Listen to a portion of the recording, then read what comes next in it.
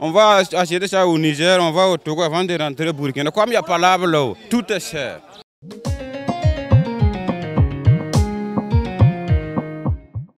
À la veille de l'Aïd el-Kébir, l'abattoir d'Anyama s'anime comme jamais.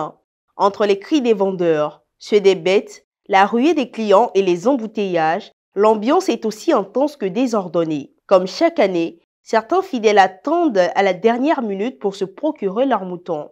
Un pari risqué, car venir au dernier moment, c'est parfois sacrifier le choix et le confort. Vendeurs et clients se croisent, négocient, marchandent dans une course contre la montre. Cette année, contrairement aux années précédentes, les prix des bêtes sont cette fois jugés plus abordables et les vendeurs ont pu s'approvisionner en quantité suffisante. Bon, ça va un peu. C'est pas comme l'année passée. Cette année-là, au marché, c'est un peu.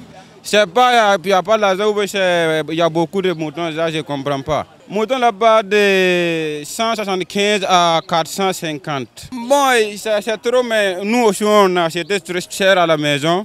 On va acheter ça au Niger, on va au Togo avant de rentrer au Burkina. Comme il n'y a pas l'arbre là, tout est cher.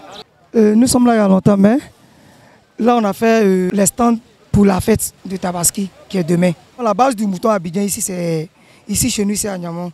C'est-à-dire tous les moutons déchets ici. Maintenant tous les petits coins qui ont leur a donné l'accès pour vendre pendant un mois à cause des embouteillages et puis la distance là. Voilà, c'est ici, ils viennent prendre en gros et puis ils sortent.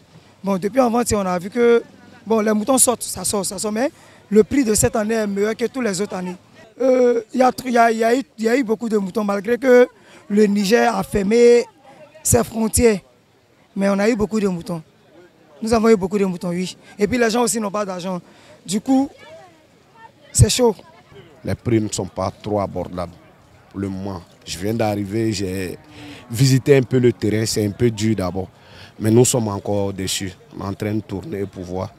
Bon, moi je suis à l'intérieur du pays, je suis jusqu'à Diokoué, la famille est ici, la vieille est ici, donc j'ai pu avoir une permission. Je suis rentré seulement hier, voilà, donc ce matin je viens juste pour prendre le bœuf pour la famille. Bon, relativement, les prix sont relativement abordables par rapport à l'année passée, puisque j'ai eu la bête à 400 000, un bœuf, voilà, je pense que c'est bon. Je profite de l'occasion pour souhaiter bonne fête d'Aïd el-Fitr à tous les musulmans du monde entier, aux musulmans de la Côte d'Ivoire, à nos parents qui sont allés faire le Hajj. Je souhaite qu'à la phase, que leurs prières soient exaucées. Bon, on s'est dit au dernier moment c'est mieux quoi. Parce que pour aller garder le mouton à la maison, si tu ne fais pas attention, le mouton peut couper le corps et puis il s'en va. Si c'est le dernier jour là, tu vas le garder au moins une journée, ça va. Hein.